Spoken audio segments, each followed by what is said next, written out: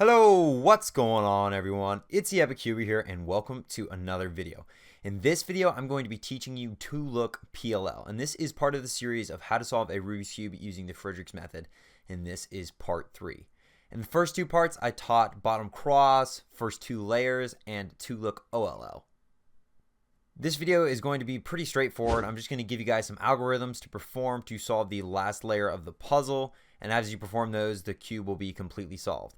I'm not going to be leaving a PDF in this video, mainly because the algorithms that were on the PDF I did not care for. So I'm going to be using my choice of algorithms, and instead I will type them out in the description of this video. First of all, we're going to learn what Two-Look PLL is. And since there's a two-look, by default there has to be a one-look. This is actually the exact same type of scenario as the OLL that I taught in the last video. This is the much more simplified, much easier version of PLL.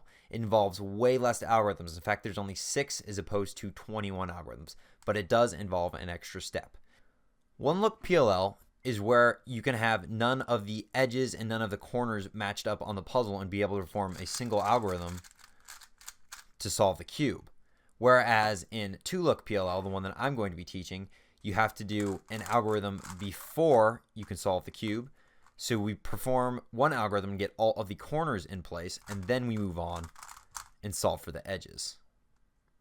The first two algorithms that I'm going to be teaching are the algorithms which are going to get all of the corners of the cube in place so we can go ahead and move on to solving the edges.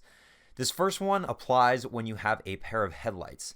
You can see that we have a pair of headlights here. I've already shown what these were in my OLL video, so if you don't know what these are, definitely go check out the past video that I posted. Anyway, these are headlights right here. You're going to want to hold it on the left side of your puzzle, the upper left side of your puzzle, the headlights facing off that way. And this is called the T-permutation, and this will solve or switch these two corner pieces to solve all of the corners. The algorithm goes like this: R, U, R prime, U prime, R prime, F, R2, U prime, R prime, U prime, R, U, R prime, F prime. And you can see that that actually did solve all of the corners. One more time through, if you have a pair of headlights, you can look and see that we have a pair here. Hold it on the left side of the puzzle and do this algorithm. R, U, R prime, U prime, R prime, F, R2, U prime, R prime, U prime, R, U, R prime, F prime. And that will solve all of the corner pieces. The next algorithm that I'm going to be teaching applies when we don't have any headlights at all on the puzzle. So, for instance, this case right here, you can see that I don't have any headlights on any of the corners around the puzzle. So we can really hold this however we'd like. Since there's no headlights, there is no orientation to which way we need to put the puzzle. And this is called the Y-permutation, and we perform the algorithm like this: F, R, U prime, R prime, U prime, R, U, R prime, F prime, R, U, R prime, U prime, R prime, F, R, F prime. And you can see that that went ahead and put all of the corners in place. Alright guys, once again, here is a case with no headlights. I went ahead and chose a different PLL case just for a little bit of variety. So you can see that we don't have any headlights present on this puzzle. So we can hold it however we'd like, and then we perform the Y-Perm. F, R, U prime, R prime, U prime, R, U, R prime, F prime, R, U, R prime, U prime, R prime, F, R, F prime. And that will solve all of the corners.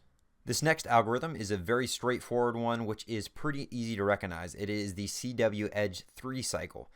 And this one will move 3 of the edges on your puzzle in a clockwise manner. So you can see that you have a solid block solved. This is how you recognize the case. You have a solid block, all the corners are in place, and then you have 3 mismatched edges. And you can notice that if you're holding the puzzle like this, the edges need to move in a a clockwise position. So the white will need to move over to here, the orange will need to move over one, and the red will need to move across the puzzle to this side. Anyway, you hold the puzzle to where the solid block is in the back, and you perform this algorithm. R2, U, R, U, R prime, U prime, R prime, U prime, R prime, U, R.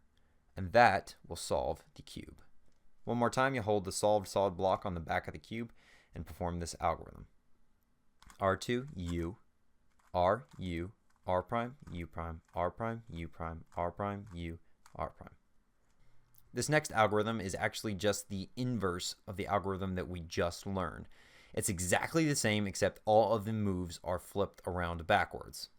And as you could probably guess, it moves all of the edge pieces in a counterclockwise position. So again, you'll have a solid solved block, and then you'll have 3 mismatched edges. But this time, they need to move counterclockwise. So the white will need to move to the white, the red will need to move around to the red, and the orange will need to move across the puzzle to the orange side. You hold the cube to perform the algorithm correctly, exactly the same as the one that we just learned.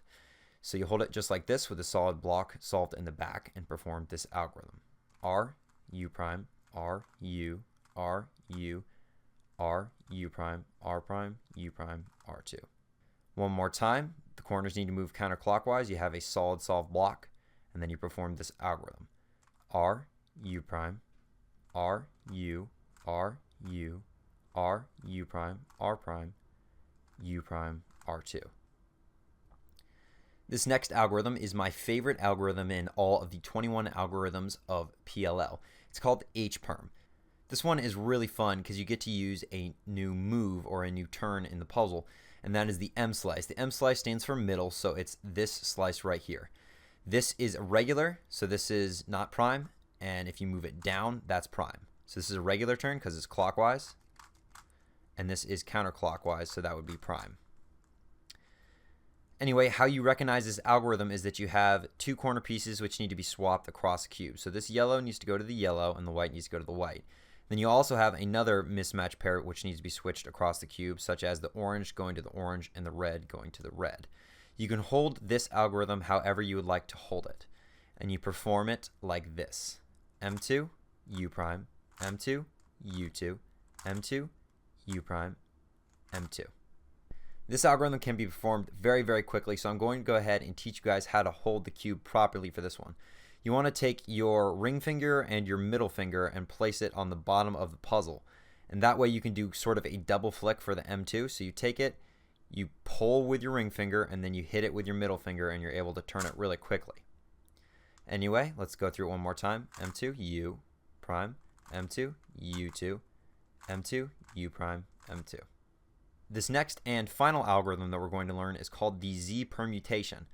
And this one looks fairly similar to the last one that we learned, but it is quite different.